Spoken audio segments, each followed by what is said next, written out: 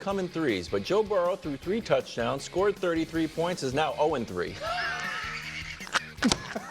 This guy. Wow.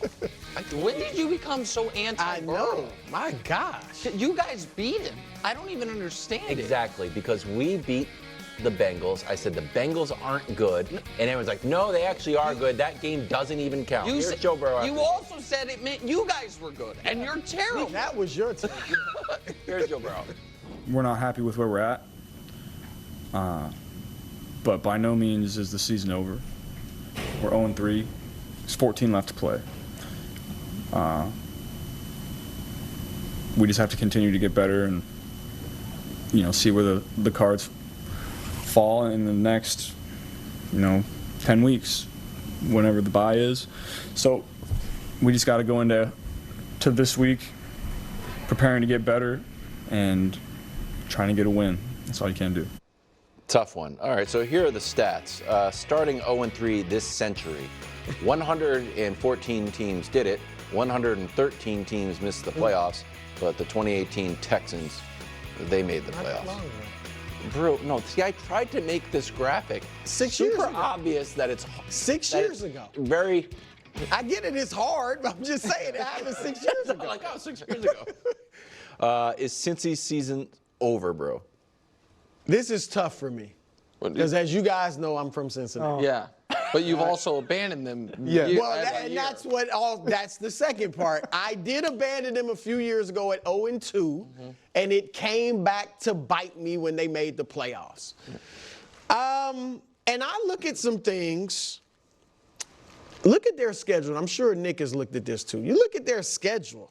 These are their out-of-division games. The Giants, the Raiders, the Chargers, Tennessee, Denver. Yeah. Philly and Dallas are possibly And you're leaving tough. out the Panthers. Philly will be tough. Panthers right, is- and the Panthers. Right, their next game. So they're going to win their next game. But the schedule gives them hope. Now, obviously, the division's a monster. Joe Burrow's 1-4 against Baltimore with Lamar. So he's 3-2 against Pittsburgh, and he's only 1-5 against Cleveland. And you can't say, well, Cleveland's not playing well. They never play well, and they still are able to beat him. So, yes or as no, bro? tough it is. I'm just trying to take you through the machinations that go through an analyst's your mind. Answer. All right? Yeah, it's not a TED Talk.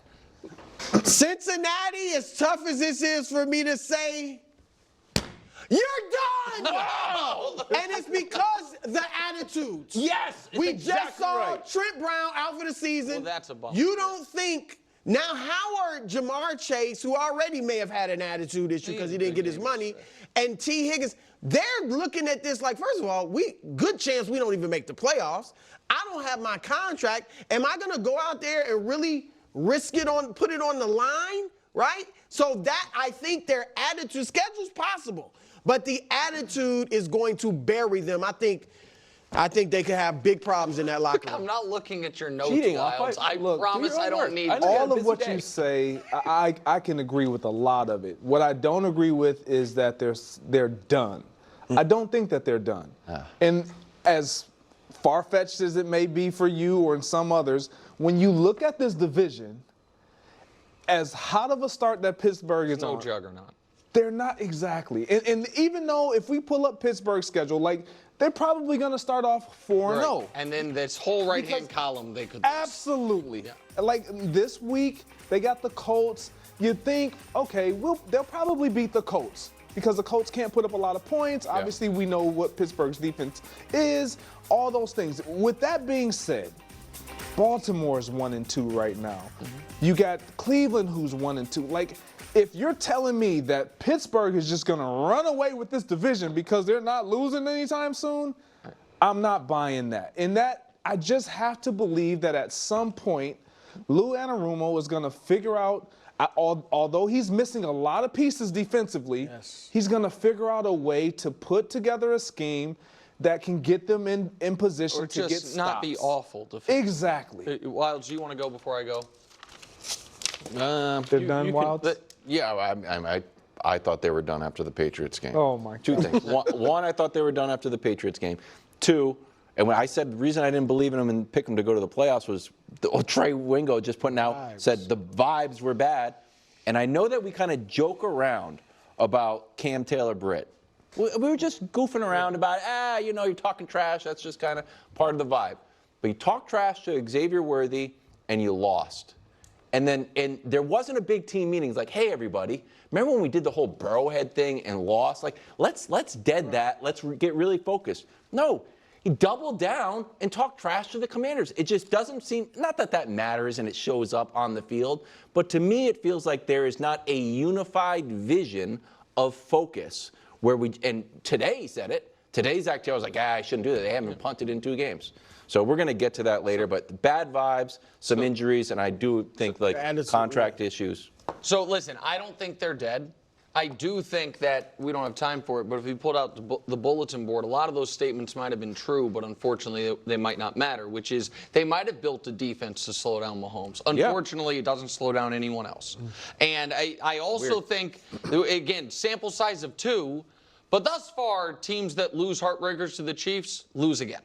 The Chiefs beat them twice. They beat the Raiders, then beat the Ravens. They then lose a game they shouldn't. So Atlanta this weekend, I guess, is against New Orleans, potentially in trouble. But the reason I won't give up on them is because their offense is still humming. Because Burrow looks great. He does. I mean, that was, and to be fair, Wilds, a large part of your analysis about them being bad in week 1 was Joe Burrow's not going to be good anymore. And since then, he's been excellent. Oh, okay. Still on wristwatch. And he's been excellent. Not on the cover, but he's still on. Higgins is now back. Yoshivas, I think, is a good number 3. And I also understand the eye roll of, okay, you're going through the schedule and saying they should win this game, should win that game. Well, by doing that, they should have beaten the Patriots. They should have beaten Washington. I understand that. Carolina, Baltimore, Giants, Cleveland are their next 4. Do I think they can win 3 of those 4? Yes. And lastly, very quickly, 26% of 1990, 26%, 1-4, have a 3-game losing streak at some point during the year. So losing 3 in a row is not a death knell. Losing 3 in a row at the beginning of the season usually is because it means you stink. I don't think the Bengals stink, so I do think a 3-game losing streak is recoverable, so I won't abandon them yet. That's all cogent and fair. I've been Mr. Cogency today. Jaden Daniels had his NFL superstar coming out party last night. 3 total touchdowns while completing 91% of his passes, a new rookie record. For the game, Cam Taylor-Britt said Jaden was running a college offense. Well, here he is after the game. You know, ma'am, I do not regret it. And I didn't mean anything malicious out of the comment. It was just made bigger than what it was. Yes, I can eat my words, most definitely. We did take a L today, but as a team, it was sort of, Carlos was off very quick throws.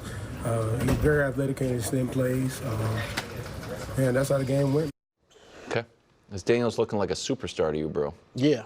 I mean, I know it's early, but I mean, he's been awesome. Even the first 2 games, when I know his QBR and stuff was low, no turnovers. He's got no turnovers through his first 3 games. And what I like is his poise. You saw him in the pocket and his accuracy. He's leading the league at 81% completion percentage. And look at this last pass. We all saw it ended up being the game winner. Unbelievable. So he gets drilled. Yeah. And still threw now he knew he was going to get drilled. That's the and key. He hung in there, and right? that's to win the game. Yes. And so that's the poise, the accuracy. He's a great runner. He's very good in the pocket. And I like his attitude too. Like he seems like he's got a great, attitude. So he looks the part. Yeah, he absolutely looks the part. And a large part is because you see what supporting a rookie quarterback looks like. They have a run game. You have a tight end that gives you comfort. You have a receiver that you trust when you push the ball down the field. We just saw that play. And then a lot of it has to do with he's just ready. We saw this, and I know I'm going to make this comparison, but C.J. Stroud did this very thing last year where we weren't expecting anything from the Texans, and then C.J. Stroud makes us pay attention. That's what this young man is doing right now. We're waiting for him to play like a rookie, but maybe he's just not going to do that because he has the support, 1, and number 2, he's just that good. So I'll give most of my Daniels commentary because we're short on time during Mahomes Mountain. Oh. I thought the throw to McLaurin was the play of the year in the NFL as far as degree of difficulty on both ends of it, icing a game, all of it. The only, and I picked this team to finish second in their division. The only point of caution I will give is this, and Wilds, this is a throwback. Do you remember the trend with literally every Cliff